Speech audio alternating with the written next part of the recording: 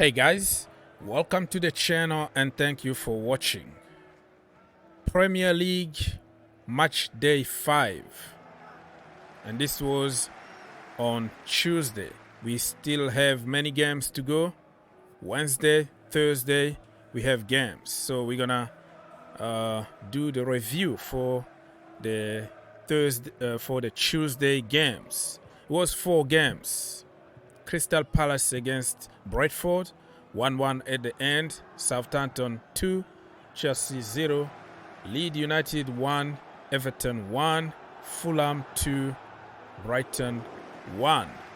So, for the Chelsea game, I've already made a video about it, so I don't want to really repeat too much. You can click on the link that I am going to leave at the end of this video so you can watch the Chelsea one, so I don't have to repeat myself a lot. So let's now move to other games. Boom. Let me just remind you the table here, right? Arsenal, Manchester City, Spurs, Brighton, Leeds, Fulham, Southampton, Chelsea, Brentford, Newcastle, Man United, Liverpool, Crystal Palace, Nottingham Forest, Everton, Aston Villa, West Ham, Bournemouth, Wolves, and Leicester City at the bottom. But this doesn't really count because, like I said, there are so many other games that need to be played for match day 5. So the table is gonna change. The only position that is difficult to change now is position number 1 because Arsenal are flying now 4 out of 4 and nothing you can do about it. So they're gonna still there on top.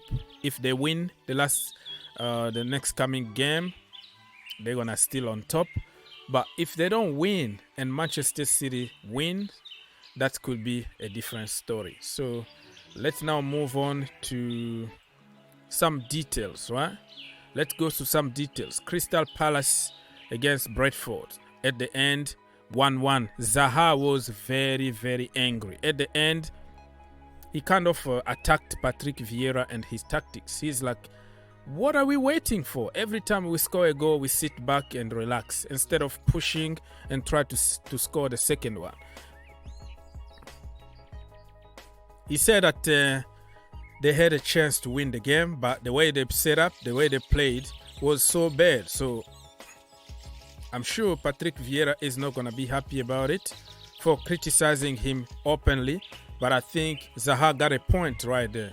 Zaha is on fire right now. And I don't know if he's trying to create some kind of noise between him and Palace so he can get a move. The transfer window will close in less than 2 days now. So I think he started pushing a little bit like, hey, I deserve better than this. Okay? So it was a very good game of football at the end, but 1-1, I think Palace deserves better. I kind of agree with Mr. Zaha here. Next time they have to push, man. The best defense is sometimes to attack. All right, people. Let's now move on to the second game. It was between Fulham and Brighton. Listen, this one I predicted it was going to be a draw, 2-2 at the end, but I didn't get it right because Fulham actually scored 2 and Brighton only scored 1. Mitrovic, man, he just can't stop scoring. Mitrovic is gonna be one of the best in the Premier League this season. It looks like he's mature now and he scores a lot of goals. And for Brighton, it was Alexis McAllister on penalty, and it was a non-goal for against Brighton, of course. But at the end, it's gonna count as 2-0, right? So Mitrovic was the man of the match, as you can tell here. He was voted with 59%. Wow. Listen, relegation this season is gonna be tough because I think Fulham are determined not to go down. and also with Nottingham Forest. They have so many players right now that they bought quality world-class players from all over the world. It looks, but they have to gel though. They need to gel because buying players is completely different than getting a result on the pitch. Actually, you have to gel them together, and it takes time for players to understand each other. So I think Fulham are gonna stay, and in my Premier League preview this season, I said I don't see them going down again to the Championship because it's been yo-yo team every single year, up and down, up and down. So I predicted them to stay, and it looks like they're gonna stay, you know. So let me know what you think about Fulham. And Brighton, I was surprised because they didn't really play the way they always play, you know. Brighton are a very good team at the moment, but they lost.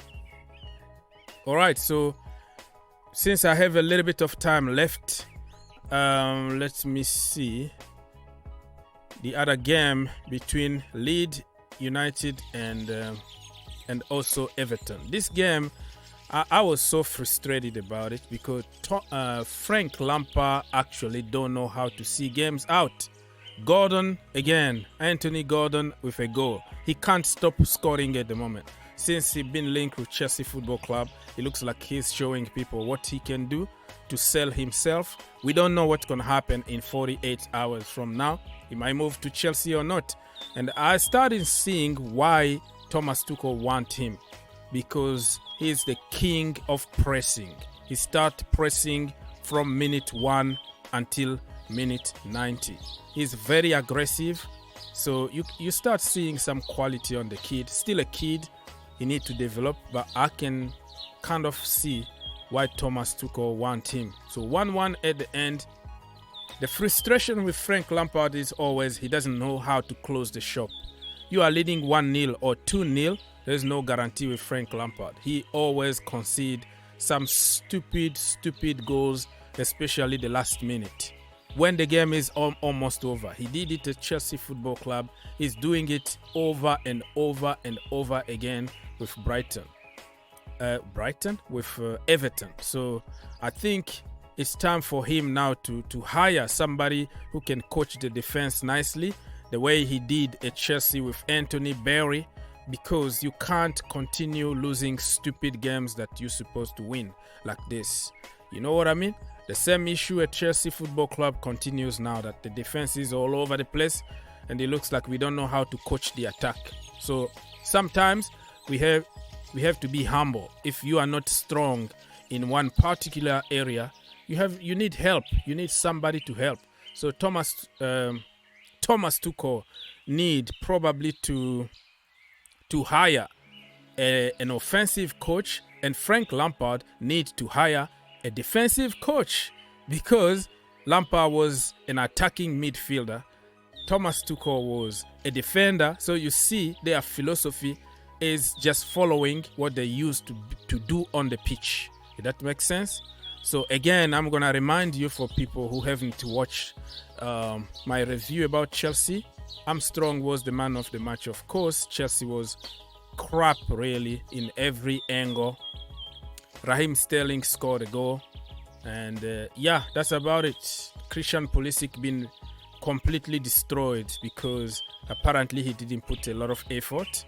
The guy who been asking for weeks and weeks to leave, so he's not there. His head is not there. He doesn't want to be there, but the manager continues to set him to failure. So yeah, I'm not gonna say much because I've already made a video about it.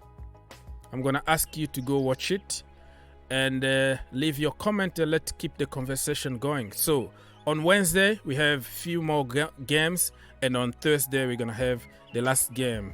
So stay tuned, because many things are coming your way. Blessings.